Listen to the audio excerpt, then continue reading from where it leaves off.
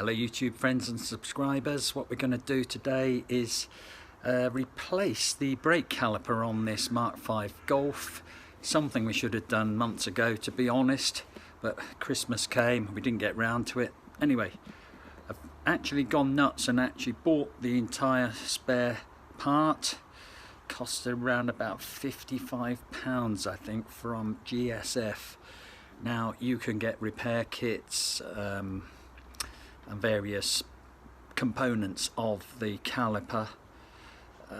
This one has done 200,000 miles, so I think we're just going to go for the easiest option, I think, even if it is the most expensive option at the beginning. Now, as you all know, if you start getting these adapter kits and repair kits, you can run into all sorts of problems. Not that I haven't done it in the past, but I think in this occasion we're going to just bite the bullet and spend the money and fit a brand new part.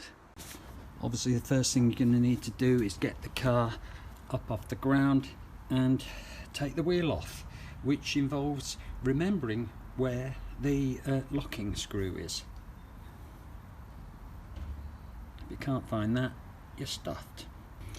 Once you've got the wheel off, ideally you want to secure the jacking. If you've got axle stands, that's good. Even if you have a big old chunk of wood, you want to give yourself a second chance and not rely on the jack holding the car up. Right, now let's just see if we've got we're going to need a 13mm spanner, 12, 11. We'll find one here in a minute. It's also a tool for doing brakes, is that kind of spanner. I'll find the correct spanner in a minute. The other thing we're probably going to need is, let's see, brake fluid to top up when we take this caliper off. We're going to lose a bit of fluid, so there's some fluid there, luckily. The other thing that's going to come in handy is some clear plastic pipe, which you'll see in a minute what we use that for. Now you're going to need two spanners to remove the bolt that holds this caliper on. It's a 13mm for the back end here, and something in the region of 5/8 to go on that bit there. And because this is real life, here comes the rain. Because the reason I didn't start the job earlier was because there's some herberts who presumably get paid by the decibels, who were grinding a few twigs off somebody's tree nearby. So unfortunately we held the job up and now it's raining. Happy days.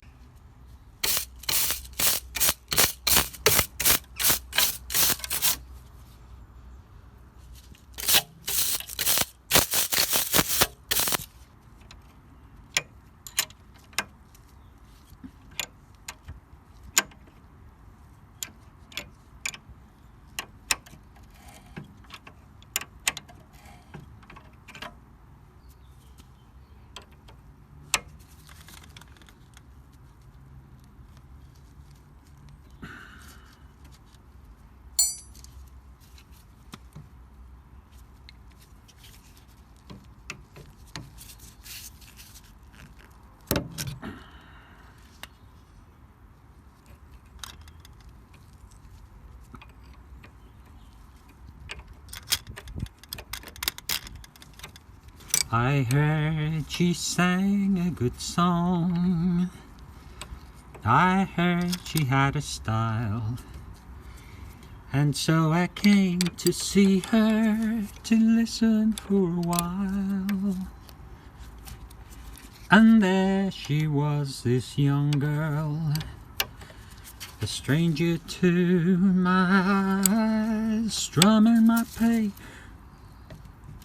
with her fingers, singing my life with her words, Killing me softly with her song, killing me softly with her song, telling my whole life with her words, killing me softly with her song.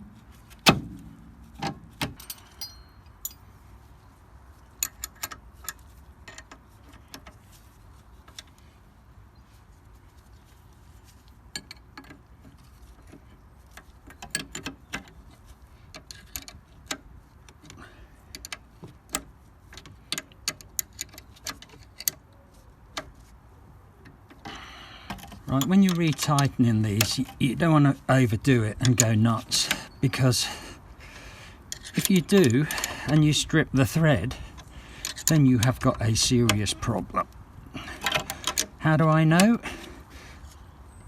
Last time I changed one of these, the previous person, probably a garage, had stripped the thread, and of course the whole caliper was flopping about willy-nilly, and what we had to do, I had to do, was drill out their thread here with drill it out oversized, re-tap it and put a spring in it, and you want to avoid that if you can.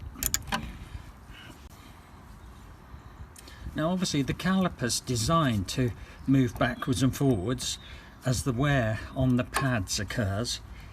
This has to be able to slide about, so don't be concerned if it seems a bit loose. That's how it works.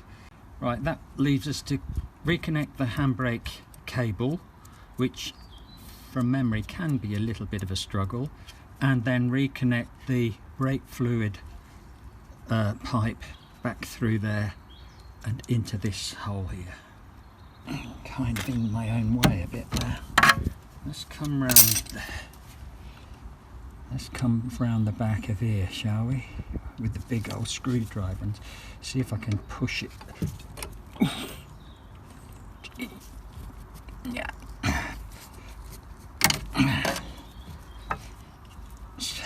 Quite a bit of pressure required, but what the hell, we can do that. I think that's how it goes.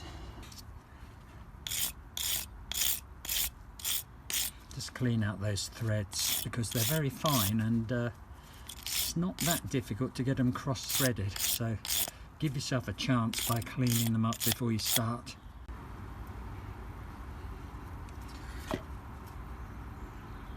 Okay, I'm going to pull the stopper out of there and get this one started down here at the bottom connection. Tightening it up finger tight to start with. Then I'm going to bring the other end, which has been leaking nicely, through that space there. Then we're going to take our little what would you call that? It's like a surf clip, isn't it? So I'm going to connect those two ends together. Come on, Dad. Come on, Dad, you can do it.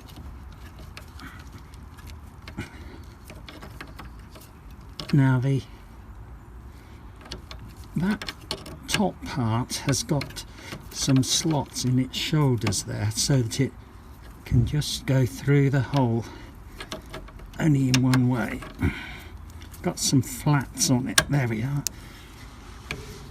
Maybe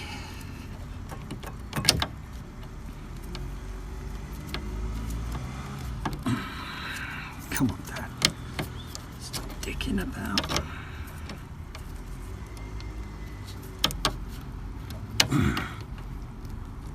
Yeah, maybe I shouldn't have done that bottom one up after all.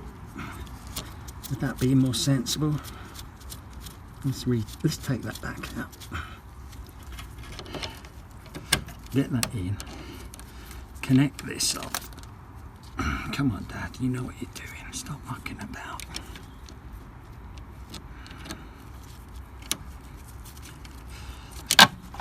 Now, come on. It's not like doing it in a studio, is it? Right. That's that. Now, let's not break anything, because we don't want to have to go back down to the spare parts shop, do we? So come on, let's just get that in there. There we go. Now, it's always a good idea to wear rubber gloves if you've got them, guys, because obviously brake fluid is a 100% paint stripper, and if it'll take paint off, you don't want it on your bare skin, no matter how tough you think your skin is. This is very bad for your skin.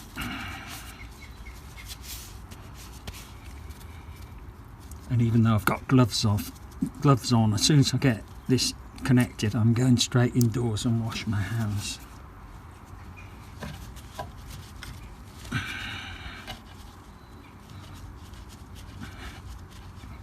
So this is a number 11, or so I should say 11mm spanner here. When I can find it. There it is. So let's get this connected, and then we'll put that little shim in after.